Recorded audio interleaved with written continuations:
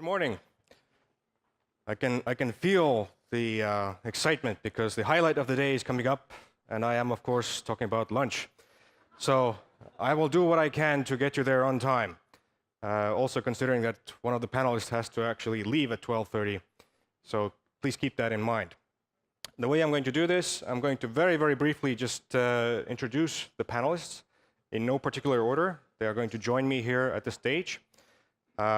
I will then ask them to present some thoughts on current developments, good or bad. 5 minutes, not more, if you please. And after that, I will open the floor for questions. So this is the short overview. And let's start with Mr. Udo Helmbrecht, who is coming to us from ENISA. I'm sure many of you know him already. Welcome, sir. Following, we have Jarno Limnell. Just any seat you please, sir. From Aalto University, professor of cybersecurity there. Welcome. Then we have Sven Harpik. He's the project director for the Transatlantic Cyber Forum. Welcome. Gail Kent from Global Security Policy, Facebook. So, all of the things that you're doing in the back row, she gets a report at the end of the day. Yeah. Now, unfortunately, Ms. Jaya Balu could not join us today because of a little mishap with a flight. So we decided to use a lottery system. So one of you has been picked at random to fill in at the panel. And the lucky winner is Krzysztof Silicki. Yes. Do you have a mic, sir? You do have a mic? No. Can you please go and get wired up? And we will get started if you don't mind. Right. So the discussion we had before the panel over email, we agreed that we're going to look at one major development, good or bad, that is currently in your mind. So perhaps we can start from the far end here and just hear your thoughts. What should we care about? What's on your desk? Can you hear me? Does it work?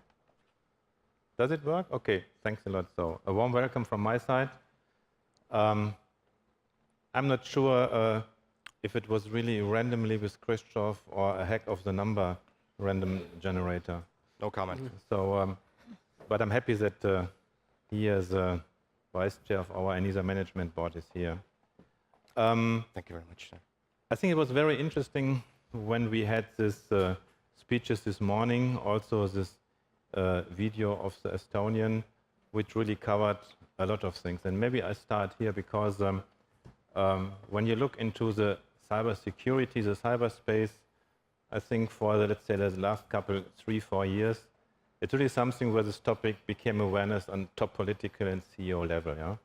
And I'm really glad that the Commission did a couple of approaches. We have the IDAS directive, the telecommunication package, we have the NIS directive, and we are very happy as ENISA that yesterday Juncker gave this State of the Union speech and the ENISA proposal for new regulation was proposed. There might be a bit discussion you could see from Pupa and Schönbohm in the former discussion about certification. We will have an interesting discussion in the Parliament and Council, I think, but it's a great way forward. So I think if you look from policy initiatives in the member states and the Commission, I think we are on a good way, and it's now on us also, like agencies like ENISA, to implement this. A couple of details. What we also see, for example, the cyber toolbox was mentioned. I think what you see, we have these different sectors, external action service, cybercrime, cyber espionage was mentioned before, cyber security topic. We talk about the common market. One message I want to give is really we are still tailored in these areas. If you look into member states, it's different ministries, we have different commissioners. So I think it's really also something that we have, what is mentioned here, to cooperate, exchange information, and not think in these different levels, because the attribution is difficult, the attackers are sometimes a step ahead. So this is one point I really want to address. On the other hand, I think we also saw with this WannaCry or Petya event that for some people it was a wake-up call. If you look from a technical perspective, it's surprising why ransomware is successful. Yeah? But on the other hand, it shows, if you look into hospitals, that people are still here in their office environment with their Microsoft Office systems. Yeah, then you have the really machines at the station where the patients are, where the nurses are. You have X-rays. So I think it's something where we connect everything here, and it becomes complex. And the people have to understand that it's not here just IT or office or something else.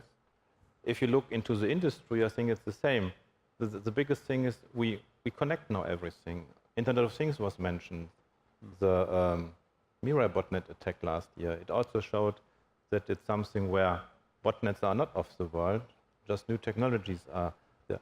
So I think if you go through this, there are a couple of challenges where sometimes it's surprising if you just look from a technical perspective why this happens. On the other hand, it shows that it's just not thinking enough, not enough risk management. So I think we also need to go in this direction, that on a daily basis, all these IT people, the CISOs, all the people in the administration, in the finance, who are not daily experts on IT, think about this. So I think this is something just as a short introduction. So I think my conclusion is we do a lot of good things. We have to put them on the road. But there are still things upcoming on the horizon where we also should look ahead and then not forget to also face the future challenges. Thank you. Thank you. Jarno?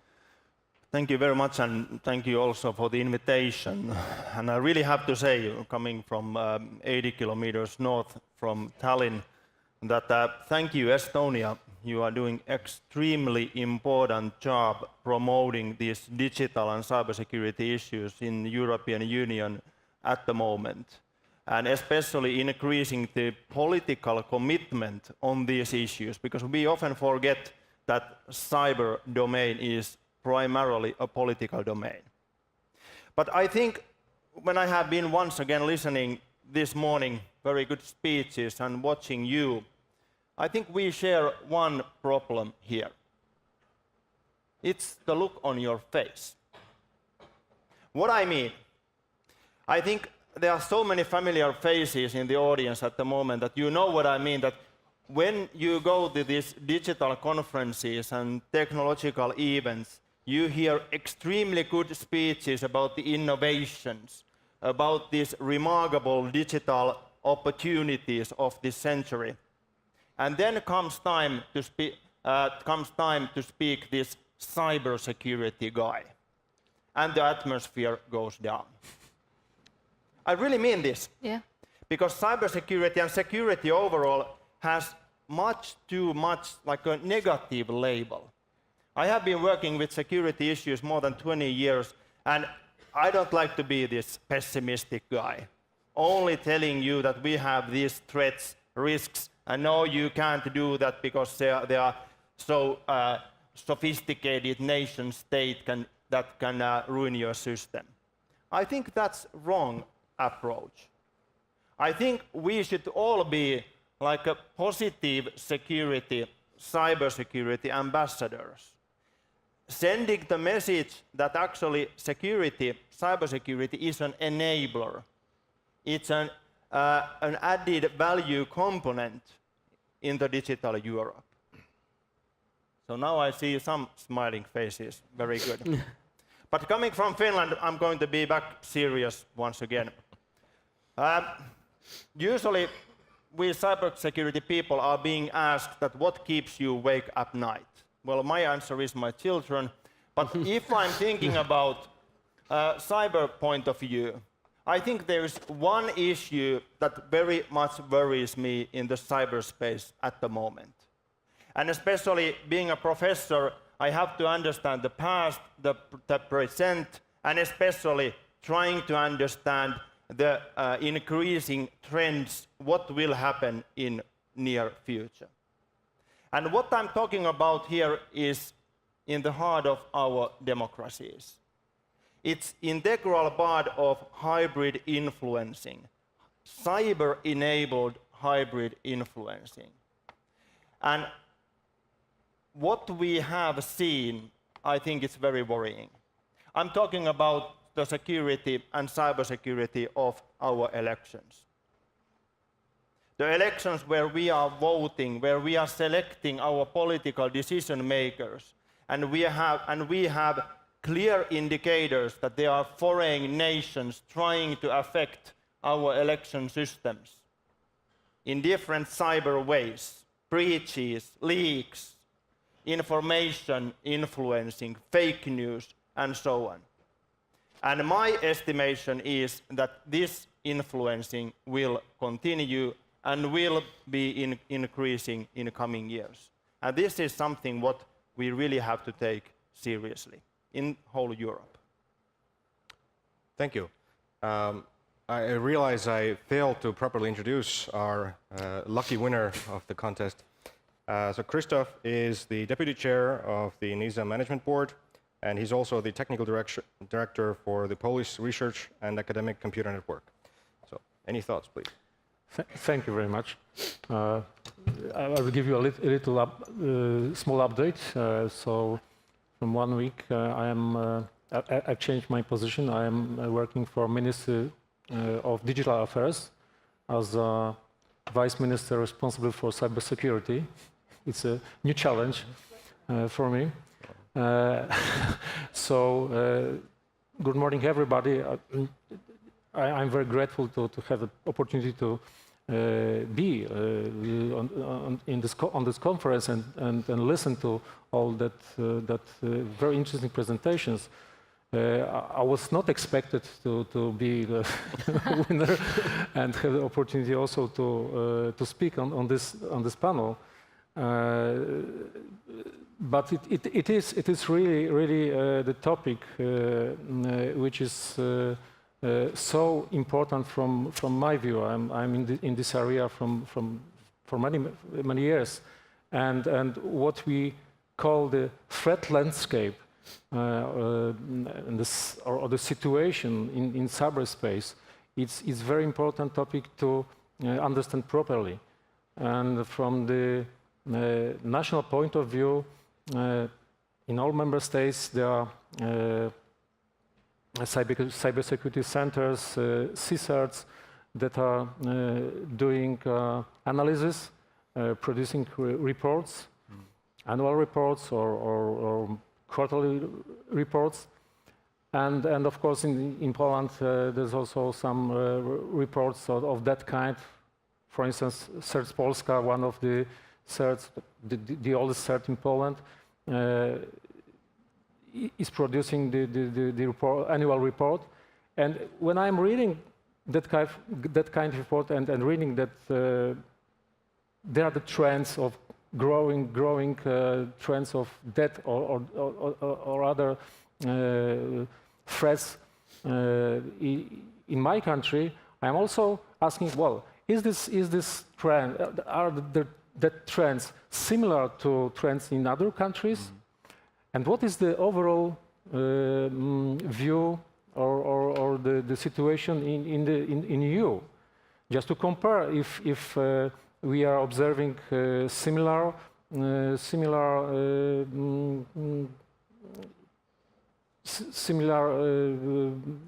trends and similar threats like in other countries, or there are some differences. And what is the overall view of the European scene? So ENISA is doing threats landscape, and Udo will probably speak about this. Other agencies like EC3 about cybercrime, and of course many reports from the industry. And the question is, do we have the common view about the situation? Do we have the common understanding? Do we have the common taxonomy? Do we have the common methodology to try to compare the observations from different sides? So of course the French landscape is complex complex task to perform it, because on on one side, you have threats for critical infrastructure or essential services, if we are talking using the NIS directive language. On the other side, daily, we encounter the threats, attacks, and malware distribution that is approaching the citizens. So the computers, smartphones, the home routers, growing number of IoT devices of any kind connected to the internet. And this is the big challenge as a day-by-day fight against the spam that distributes malware, home banking attacks, phishing, and things like that. So we don't want to forget about those at least two areas: the critical infrastructure or essential services, and of course the citizens. When you analyze, for instance, a Mirai botnet, you will see that distributed denial of service attacks are using IoT devices of the people are so dangerous, and no matter so it is only the question who will be the target. But this is command controls, zombie networks. From our observation, these threats are growing very rapidly year by year. So but my observation and my question is how to achieve the common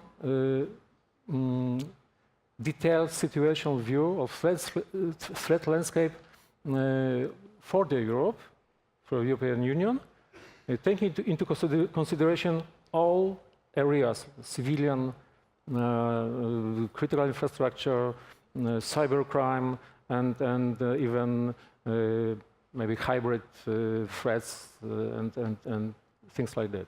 Okay, thank you. Yeah, please.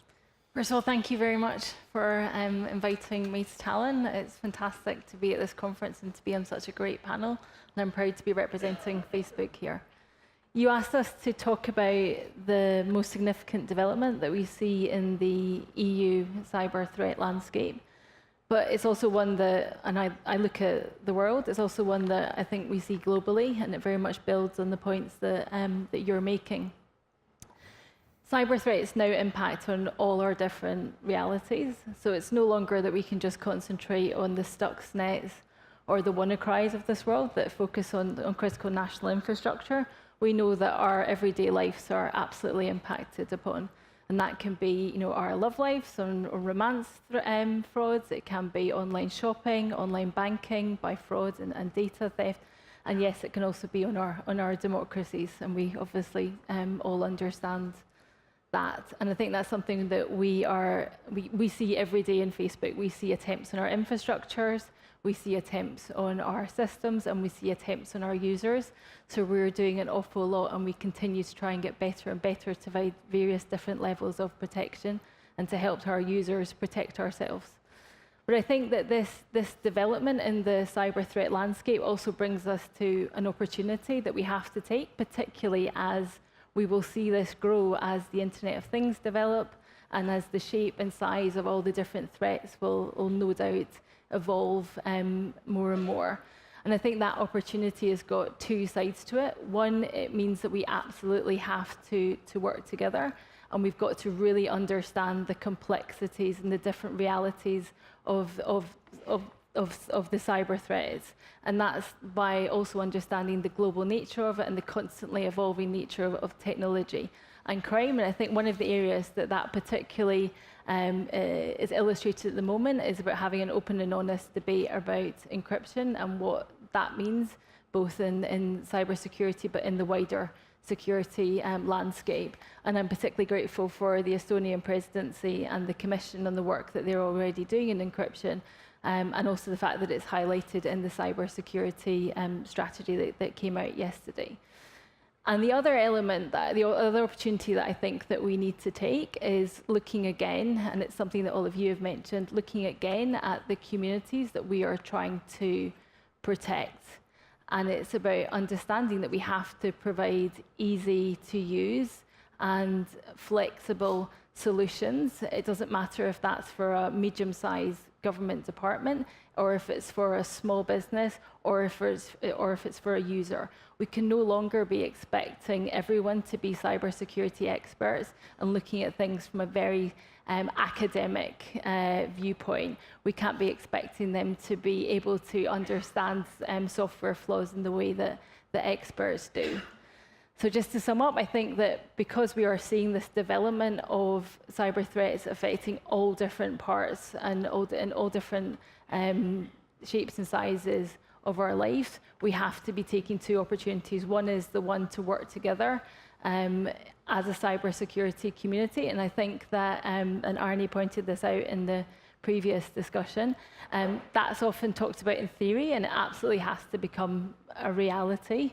And the second thing is we need to get better at offering solutions that are far easier to understand for all the different communities that are inevitably part of this prevention and detection of cyber threats. Thank you. Thank you. Starting with Moonlight Maze in 1998, cyber operations have been conducted primarily for espionage or economic espionage purposes until roughly 2007, 2010. The Olympic Games campaign, of which Stuxnet is the most popular or well-known one, was used during that operation, was surely a step up in the conflict escalation ladder back then. The attacks against the nuclear enrichment facility in Natanz were followed by, among others, Shamoon, a cyber operation directed against Saudi Arabia's largest oil producer, Aramco, in 2012, Sony Hack 2014, and Black Energy's 3 operation against the Ukrainian power grid in 2015. But you know all of that. But by that time, the game had changed from pure espionage to espionage and sabotage, using cyber means. By the 2007 cyber operation against Estonia, the country we find ourselves currently in, was surely a harbinger of what's to come. Only a few expected it, meddling with democratic processes and institutions by cyber means. The cyber operations conducted against the German parliament, the Democratic National Committee in the US, the French campaign En Marche, and the internal election meddling in the Kenyan elections this year have shown that cyber is not in the dark anymore, but is blatantly used to meddle with democratic processes and institutions. What Moonlight Maze had been for cyber espionage and Stuxnet had been for sabotage, the DNC hack was for meddling with democratic processes and institutions, a milestone in the ladder of the evolution of conflict escalation in cyberspace. And there will be no turning back the wheel of time. It's a new dimension of engagement in cyberspace now, and it will be used and exploited and refined further. It is certainly up for discussion how far we should extend the scope, for example, whether we should include micro-targeting, fake news, social bots, and so far. By not doing so, we would inadvertently, as media portrays it, lose against the Russians who have it all figured out with their Gerasimov doctrine. However, I do believe there's some truth to it. We should analyze how adversarial or hostile states engage in cyberspace and what their strategic doctrines and playbooks are. At the same time, we cannot neglect the fast progressing digitalization of everything, including political campaigning. Votes in Germany will be cast next week, but we should stop worrying about next week. We should worry about 2021, which is the next federal elections coming up in Germany. And going a bit Sun Tzu on you here, we have to need to know ourselves, and we need to know our enemies, and in 100 battles we will never be in peril. What I mean with that is we need to know our enemy strategies and capabilities in cyberspace, but we also need how our democratic processes and institutions will transform in the next years through digitalization. Only when we merge those two analyses we will be able to appropriately safeguard our democracy. My former boss, who just spoke, Arne Schönbohm, never fails to mention, and he also didn't let me down this time, that digitalization is only possible with security. There is no digitalization without security. But I would like to add on top, with digitalization, there will be a lot more need for proactive and holistic cybersecurity. And being the civil society representative here on the panel, I would like to add another aspect, which I think is a great threat to our cybersecurity landscape, which is our own governments.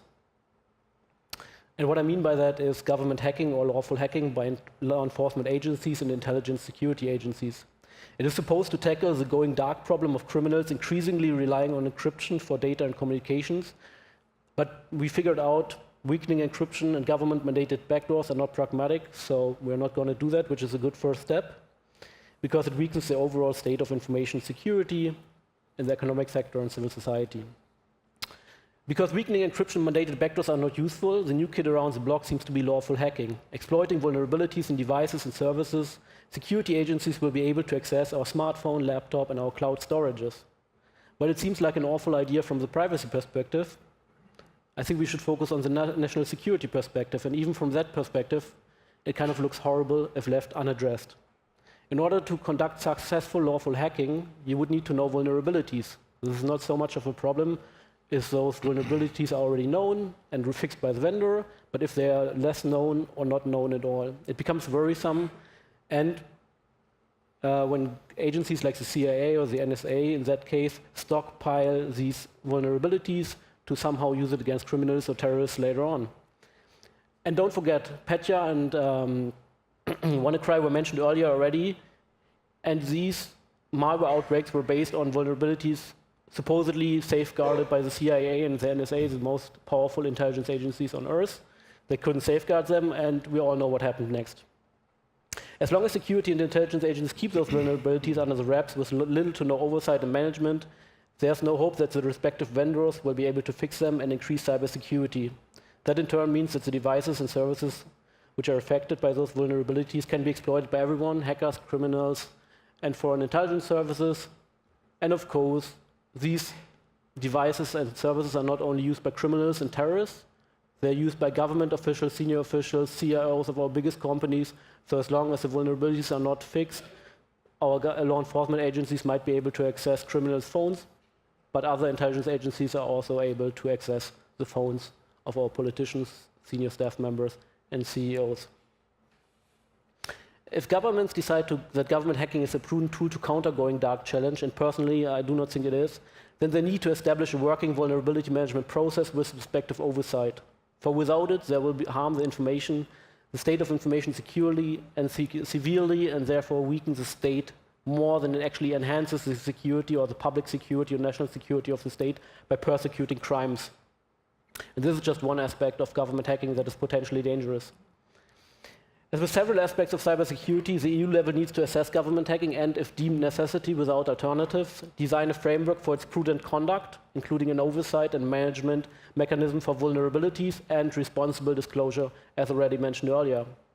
If done wrong or not at all, the implications and the normative spillover effects on an international level, especially if it's exploited by authoritarian states, as well as for the overall state of information security and privacy in our EU states, might be devastating. I'd like to close on just one last example.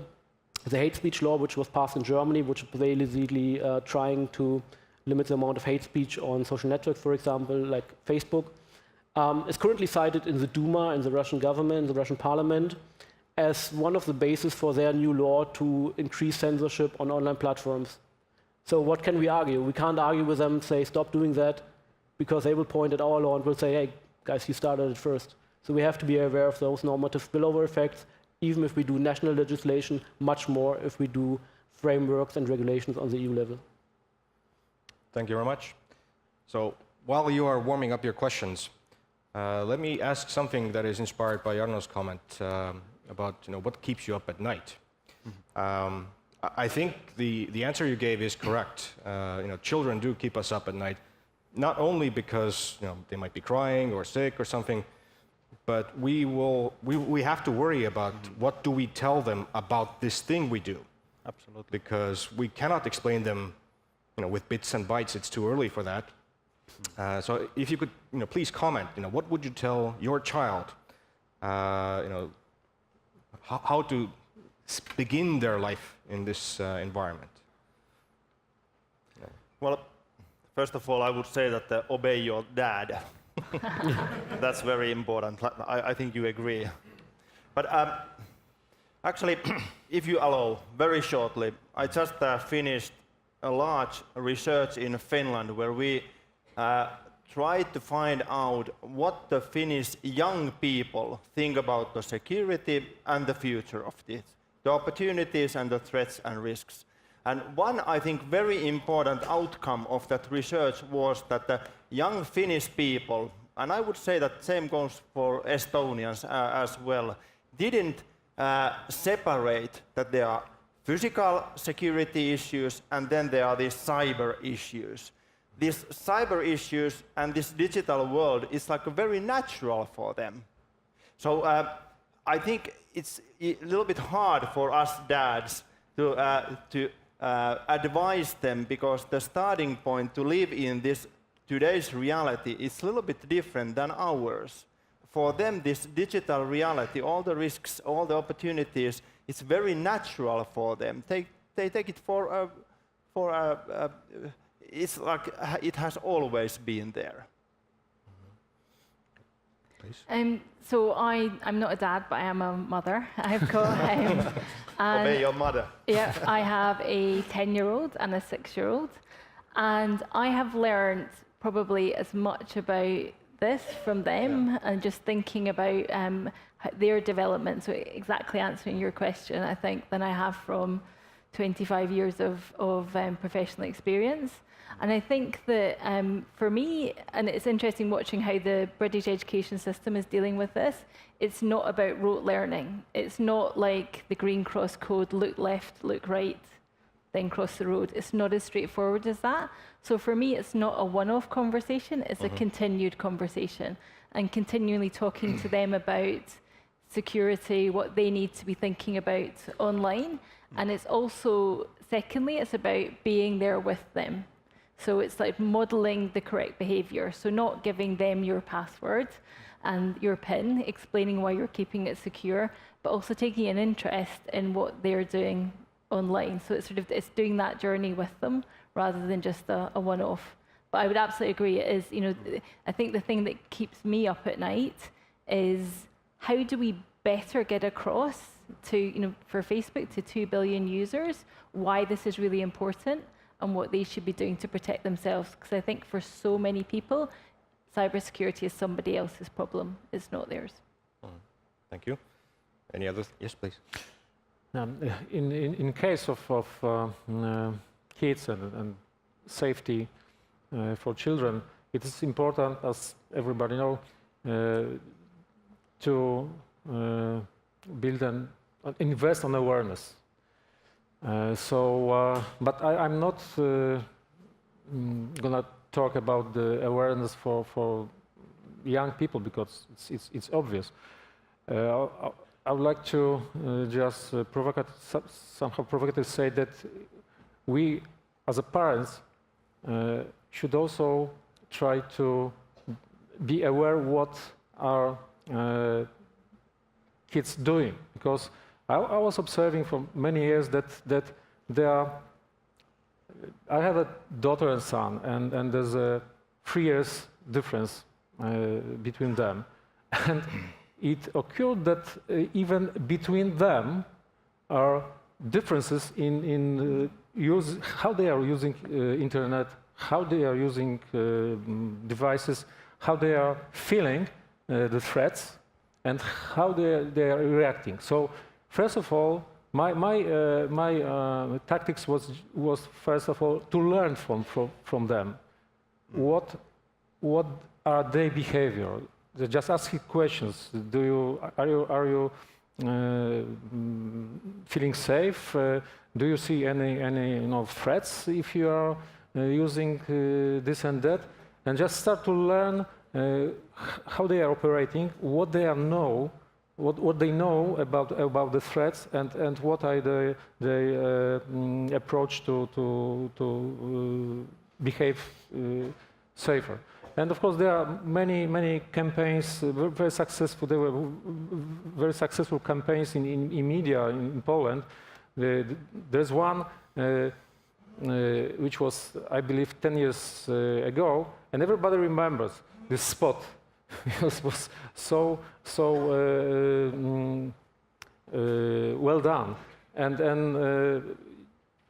but of course, people who are 5 years old, they are not having possibility to see it. So the constant awareness raising is very important, but not only for children, but also for parents. Mm-hmm.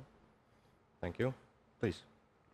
I think we are talking a lot about how you educate children, about awareness raising. I'm lucky that my kids are grown up, married, so it's more to observe how they deal with their kids. Yeah? I think if I come from these two perspectives, when I look back, when I was young, I did crazy things, and I don't really want to know about some things my kids did. Yeah? So I think there's something where if you get your driving license, you are 18 years old, you drive like crazy. Yeah? So it doesn't matter what the parents tell you. Some have tragic accidents, some are still alive like we. Yeah? So that's somehow life. Yeah? If you look from the awareness raising, we do now the cybersecurity month. Yeah? This is something where we see that it's really a challenge. What material do we give them? Yeah? We try to educate it in the curriculum at schools. We try to give advice to senior people. But in the end, if you look what you achieve by this, and it's something that if you talk about kids, if they're 14 years old, do they listen to the parents? If you are 65 or 70 years old, do you understand it? Some do, some don't do. In between, the people are just not taking care. You can do what you want, yeah? So just a remark on this. If you look into statistics, it's, I think, 10 to 20%, which is insider threats, yeah? This is by people behaving wrong, unintentionally, pressing the wrong button, intentionally. So this is something where I think in some cases it's a somewhat fragile system. And if I look into the future, sometimes I think there are differences in the cyber world and the real world, but something doesn't change. Yeah? So for example, you mentioned espionage or governments or backdoors. This will not change because it's their job. Yeah? If you look into a bank robbery with a pistol, it's today phishing. Yeah? You have a certain level of crime in the society. We always will have this. The question is, when it's too much, then you react, but the rest you cannot change. Yeah? So I'm a bit pragmatic and say, okay, we try to do our best, but in the end, maybe we shouldn't make too much fuss about a new technology. I'm just thinking, what would we have done 150 years ago when the steam engine was invented? Yeah? Mm-hmm. I think it's fair to add also, when we usually talk about the kids and we expect good behavior, responsibility in the internet, same applies for adults too. Mm-hmm. Right. Yeah, just one sentence. I totally agree with Udo. I have no children, so I'm a worse character judge here. But I grew up with it, and back then my parents didn't know what computers or the internet is, so I basically did whatever the hell I wanted to. So also I didn't have supervision, and I turned out okay, I believe. But of course the internet has changed. There's a lot more stuff on there right now.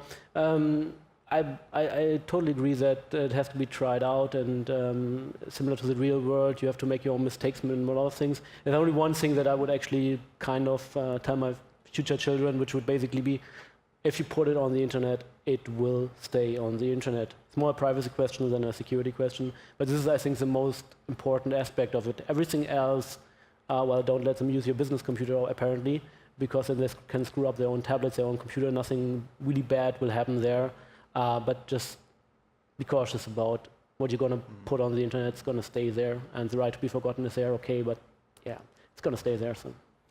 Okay, thank you very much. Can I get the microphone in the front row here? So, gentlemen in the front row, since you're obviously new to this, please be brief and please try to address specific panelists if you can. Thank you, Rain. And my name is Sensako. I'm from the International Center for Defense and Security, a think tank in Tallinn. You are now talking about how to educate the kids. I want to ask you a question how you educate another group of people with a very short attention span, namely politicians.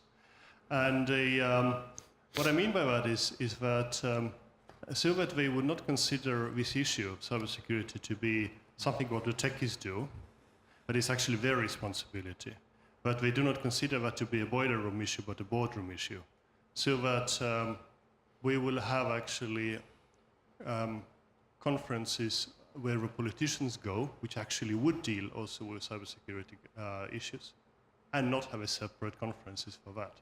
And in those conferences, things to be tackled, not to be only about the information warfare aspects of the cybersecurity, which is usually what makes politicians tick, but actually about everything else, including attacks against data's integrity and so forth. I think this is not for any specific person among the group, but basically for a whole. Basically, how to make it relevant to the politicians. Thank you for the question. A brief answer, please. I think you have two types of politicians for a short answer. Those who are, let's say, willing to discuss, to take advice, to learn. And then you have other politicians who sometimes give a speech and are still proud that they print their emails by the secretary. Yeah? So I think over the time, at least I make the experience, if you also have, let's say, cabinets, the administration who is aware of this, then you also reach the politicians. And in the end, I have made a lot of good experience over the time. Yeah? I even had, when I was in Germany, a minister, if you talk to him honestly, said, I don't understand much, but in the end, I trust you and my administration. And this helps also to make the right decisions. Yeah. Thank you. Yeah, so I couldn't agree with you more. It's incredibly frustrating when politicians don't engage, and particularly, or engage on one side of an argument. So I mentioned encryption in my introduction, and I have in Facebook, I look at both the law enforcement and surveillance side, but also at cybersecurity. And obviously encryption has an impact on both sides, and yet so often we have a debate that's either in the cybersecurity side or in the security and terrorism side, and you don't see that holistic approach, and that's incredibly frustrating. And I'm sure the same is true for you here, that we're not grappling with it from lots of different angles, and it will be really interesting seeing what the Commission comes up with at the end of October on its paper on encryption. But in terms of what could we do better, I think that this is where the EU could play a role. I think there are issues about providing easy to understand modules or training for politicians, so that they can stop saying, one of my bête noirs, I'm not an expert in this, but I'm still going to talk about it anyway.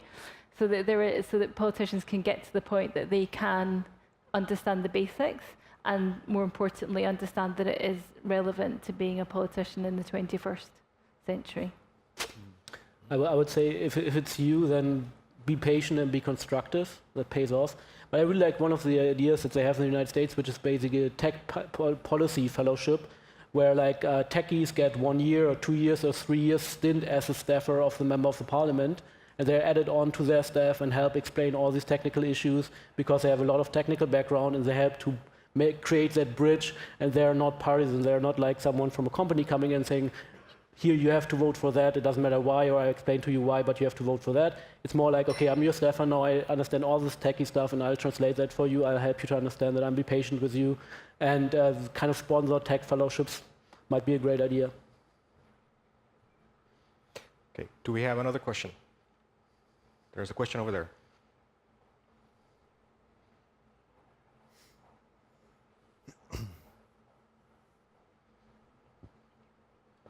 Hi, my name is Dan Tofan from ENISA, the cybersecurity agency.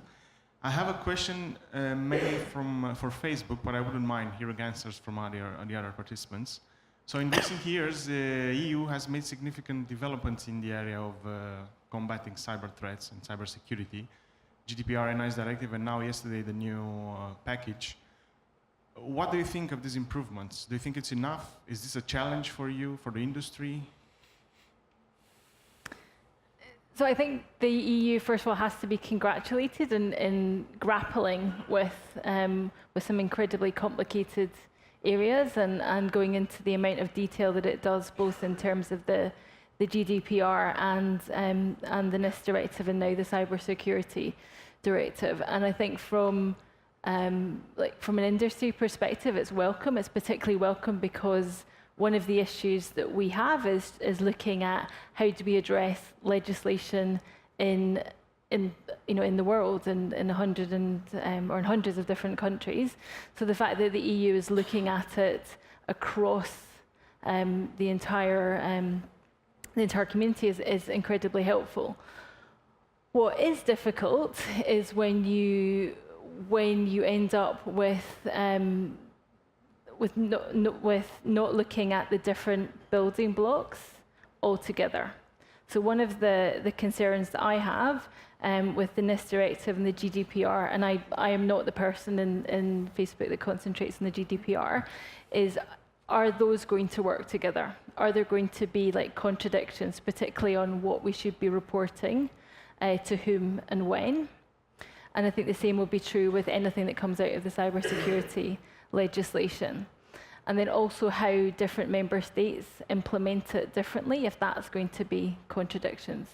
But overall, yes, it's absolutely welcomed, I think, from industry to have a framework that we can look to and then hopefully use to work with the European Union. Thank you. All right. So I did make a promise to get you to lunch when that clock on the wall says 0. So I'll try to summarize some thoughts in here. It seems that we gravitate around an agreed ground that it is a very nebulous and messy area still. There's this concept of hybrid threats. We have Internet of Things, which is everywhere, meaning that we cannot really define it. We cannot find where it is and how it connects. And those who would wish us harm, they have also read The Art of War, right? They will understand that it is probably in their best interest, if they want to be economical about this, to attack us where we are weak. So when we are talking about, for example, elections, then it is actually much easier to hack the minds of the voter, right? By providing false information or confusing information or embarrassing information that would otherwise not be in the public domain. It's much more difficult to attack the election system. We don't see this actually as much because there's a lot of scrutiny there, there's a lot of monitoring. It's easier to be detected there. And on the critical infrastructure side, that is also true. If we would have a determined opponent, there might be an opportunity to mess with somebody by hacking their smartwatch or something. But really, they would go for the central systems, power, transportation, things that affect everybody at once across the nation, if at all possible. So we also need to come together and figure out how to respond to threats like this. So threats who are not singling out individuals per se, as perhaps a criminal might do, but who are looking at the society as a target, or a nation, or a country, or even an alliance or union of countries. And I think there's lots of work to be done, both for the people here on the panel and for the people out there. And with that, I would like to thank everybody on the panel for their insights. And I'll give the word back to the main moderator of the day, if we can find him, because he wanted to have some admin notes before we go to lunch. So thank you.